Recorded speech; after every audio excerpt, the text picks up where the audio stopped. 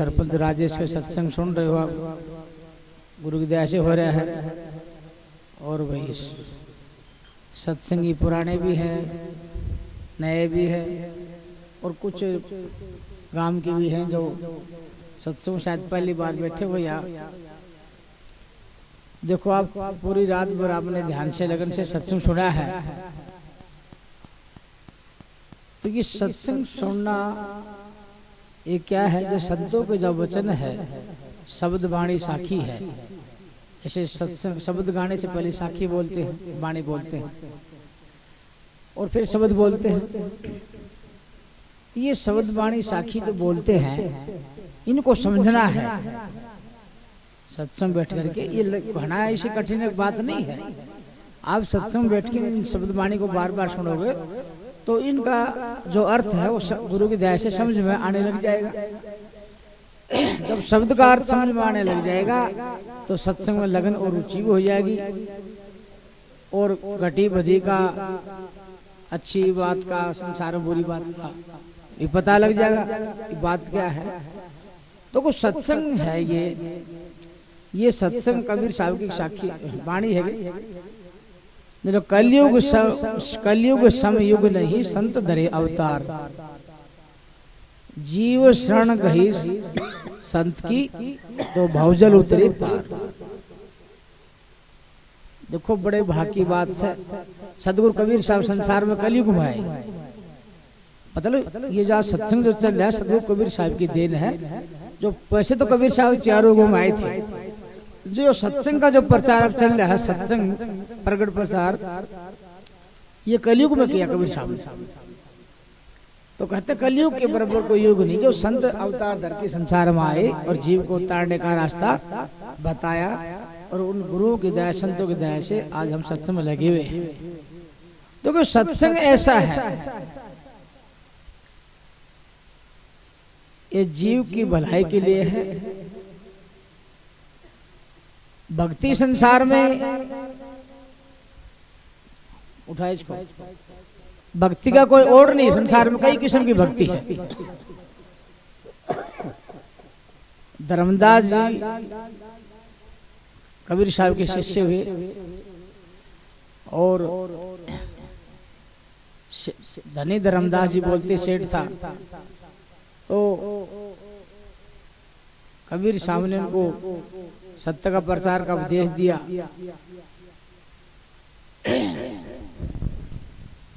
और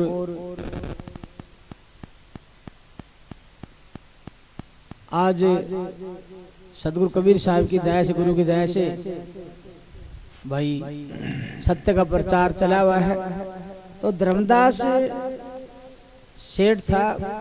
देखो तो बढ़िया की बुद्धि तो अलग बताते हैं, तो है भी ये बात कि सारे संसार कारोबार उन्हीं के जरिए चल रहा है। तो धर्मदास बड़े बुद्धिमान थे। बोले महाराज कोई कहे कुछ करो, कोई कहे कुछ करो, मैं क्या करूं। मतलब भक्ति तो दुनिया भर की है, तो मैं क्या करूं आप बताओ मेरे को। कोई करे योग करो, कोई तप करो, कोई तीर्थ करो, कोई व्रत करो, कोई बाहर घूमो, कोई इंद्रिय साधो, कोई कुछ कहता है। तो क्या करो। बुद्धिमान था वो, बुद्धिमान सभी तो प्रसन्न जब वहां आया। और यही बात भाई गुरु की दया, संतों की दया तुम समझ में आ जाएगी हम क्या कर रहे हैं, क्या हमें करना चाहिए।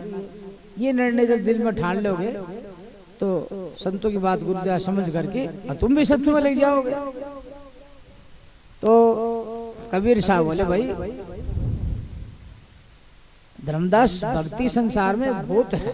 संसार जो भी आया है, देखो कोई कुछ करने लग रहा है, कोई कुछ करने लग रहा है श्रद्धा भाव से, कोई किसी को मानता है, कोई किसी को पूछता है। अपने जीव शांति के लिए, भलाई के लिए तो पूछते ही हैं, जैसे उनको संस्कार मिला है। फिर कबीर साहब ने धर्मदास ने भक्ति भक्ति भेद भव भारी, हमारी भक्ति जगत से न्यारी। भक्ति भक्ति में अंतर है। जैसे न्यू विचार कर देखो भाई, आजकल पढ़ाई के हिसाब से कोई भूगोल का ज्ञान है, कोई साइंस का ज्ञान है, कोई हिसाब का ज्ञान है, कोई अंग्रेजी का ज्ञान है, कोई भाई खेती बाड़ी, अंग्रेजी में कहते हैं एग्रीकल्चर का ज्ञान है, ज्ञान की कोई कमी नहीं, ओढ़ नहीं। ऐसे को जोग का, को जप का, को तप का, को तीर्थ का, व्रत का, को दान का, हवन का, यज्ञ का।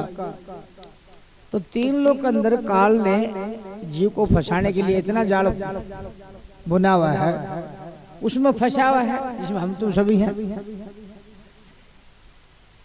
और ये सत्संग ऐसा है, कबीर साहब कहते हैं भाई भक्ति संसार में अनेक है, लेकिन वो भक्ति करवा करवा के जीव को फंसाया गया है, उलझाया गया है, जीव संसार से निकल नहीं सकता उस भक्ति से।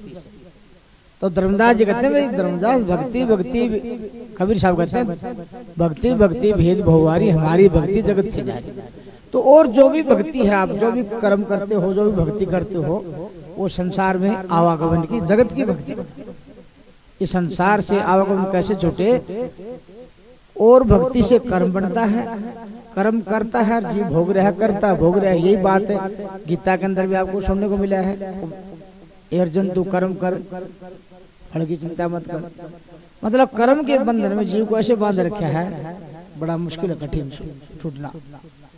तो ये सत्संग ऐसा है, कबीर साहब कहते हैं भाई हमारी भक्ति जगत से न्यारी है, ये जीव को पार तारने की भक्ति है, जीव को जन्मन से मुक्त करने की भक्ति है, अमर करने की भक्ति है। तो इससे बढ़िया और चीज क्या होगी बताओ?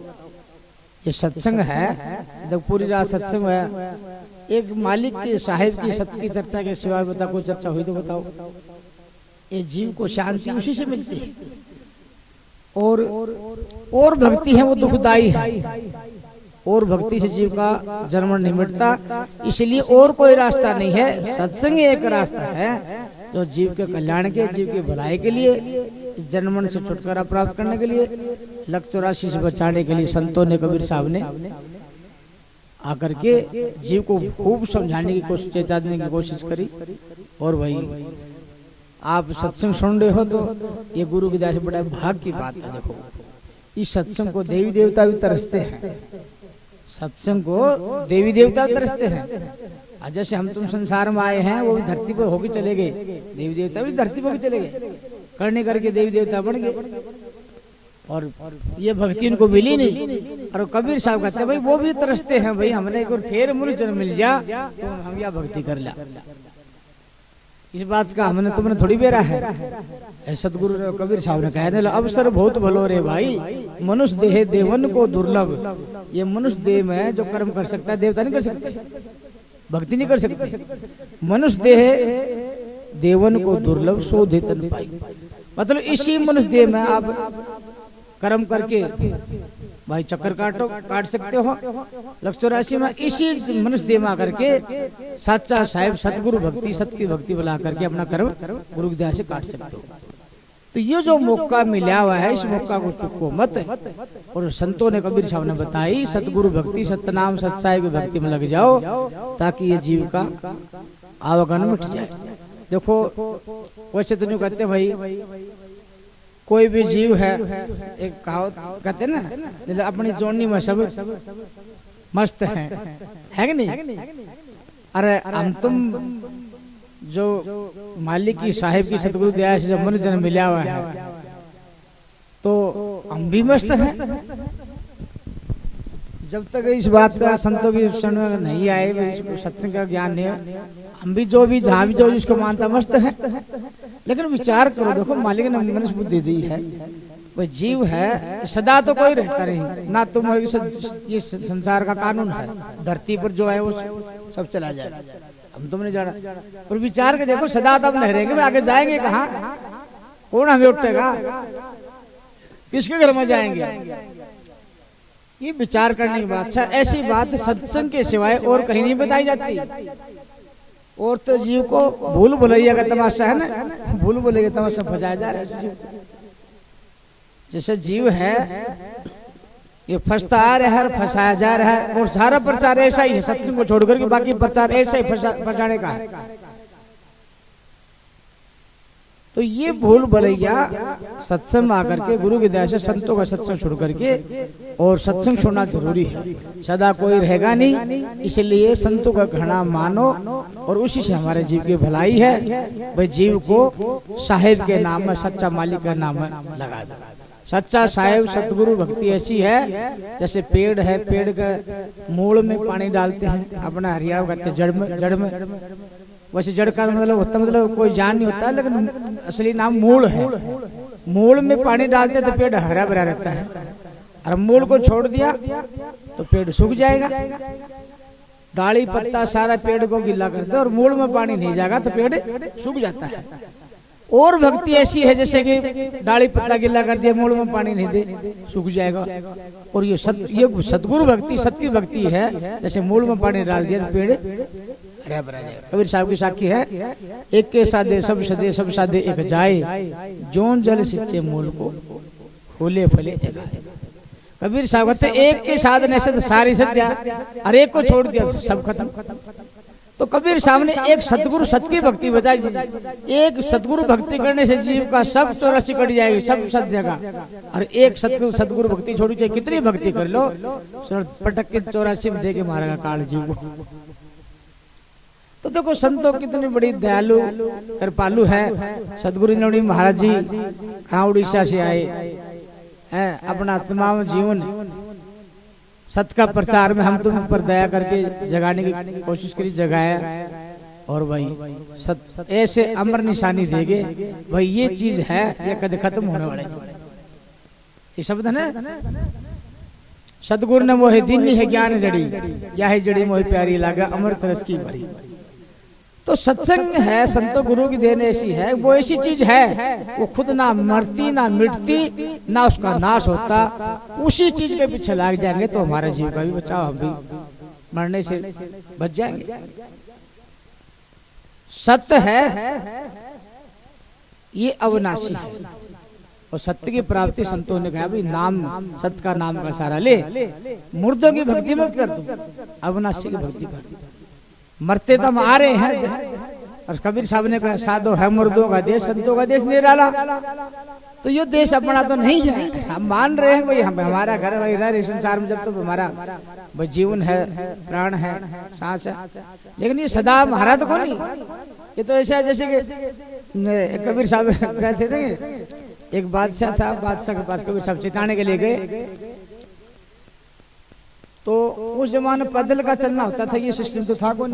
कबीर साहब बादशाह के पास गए और भाई महल में जाके बोले भाई मैंने एक रात यहाँ रुकना है, और भाई एक रात बादशाह करना है।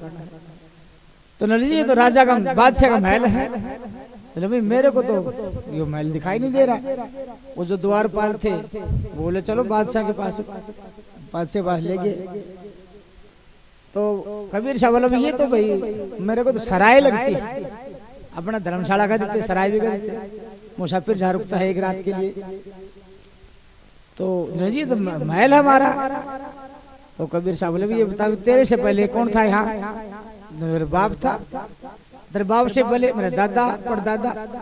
ये वो कहाँ है? वो तो चले गए, वो चले गए, तेरे को जाना है। तो ये सराय हुई क्या हुई? सदा तो कोई रह नहीं सकता।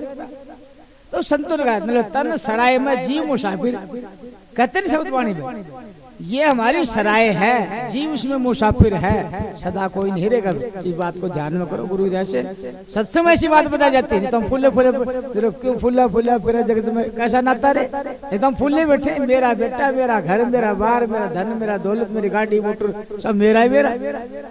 संत कहते भाई तन सराय में जीव मुसाफिर, ये मुसाफिर है, निकल जाएगा, ये फूट गया छुट्टी। तो विचार करो, सत्संग बैठने से जीव को शांति मिलती है। सत्संग में बैठना चाहिए, सुनना चाहिए। जो सत्संग में भाई बैठते बहुत अच्छी बात है। और जितना भी समय निकालो सत्संग बैठो, उसी से हमारी जीव की भलाई है। और कुछ बचत नहीं है, ये भी नहीं बचेगा, एक सत्संग की कमाई बचेगी। और जो नए जीव हो उनको भी सत्संग बैठे विचार करना चाहिए। संत जीव को चेताते हैं और जीव की भलाई के लिए बातें, एक सच्चा साहिब का नाम, सत्य का नाम का सहारा देते हैं। और इसलिए गुरु महाराज जी ने भाई सत का डंका बजा, सत का बजा जा, और भाई सत साहिब सतगुरु भक्ति बताई, जो कभी ना मिटने वाली है। जीव उसी का सारा ला करके बचा।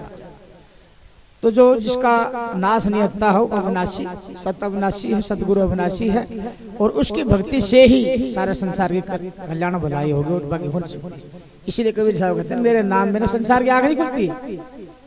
ये बड़े भाग की गुरु की दया है जो हम सत्संग सुन रहे हैं, ये बड़े भाग की बात है। नहीं तो बड़े बड़े ज्ञानी, बड़े बड़े ध्यानी, बड़े बड़े संसार में है, ये बात नहीं लगती उनका।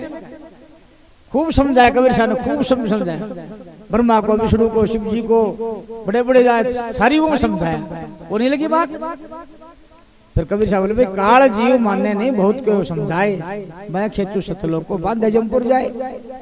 तो काल का जीव है उसका नहीं लगती बात, लेकिन जो सत्संग बैठे हैं उस पर सतगुरु कबीर साहब गुरु की दया है, जो बैठे हैं सुन रहे तो उन पर दया है। और जो घड़ी सत्संग आप बिता दी ना, वह घड़ी आपकी अटल लिखी गई। उस घड़ी ने धर्मराज भी मतलब उससे डरता है, उस घड़ी से। मतलब लेखा में सो ही घड़ी, बाकी के दिन बाद। तो देखो उपाय बचने का यही और कोई नहीं। और ये तो कितनी लगन, शब्द वाणी चोट, कितनी लगन, कितनी श्रद्धा, कितनी मालिक से मिलने की भावना, मतलब सब कुछ भूल जाते हैं एक मालिक की आस। देखो यही बचेगा और कुछ नहीं बचेगा। इसलिए संतों ने यही कहा है, सदगुरु कबीर साहब ने, गुरु इंद्रजी महाराज जी ने, ये जीव तू सत को भज, सत को पूज, सत का नाम ले, सत की प्राप्ति कर। कुल का मालिक, सबका मालिक, विश्व सृष्टि मालिक सत साहेब है। सत्य ही सबका साहेब है, सत्य ही सबका मालिक है, सत्य अविनाशी है, सत्य ही गुरु है विश्व सृष्टि का, और सत्य ही सारे संसार का धर्म है। सारे तीन लोग सत्य के सारे डटे हुआ है, और सत्य नाम, सत्य का कभी नाश नहीं होता। तो को गुरु महाराज जी कहते भाई कुछ कुल का मालिक विश्व सृष्टि मालिक सत साहेब है, इसके अलावा कोई दूसरा हो ही नहीं सकता।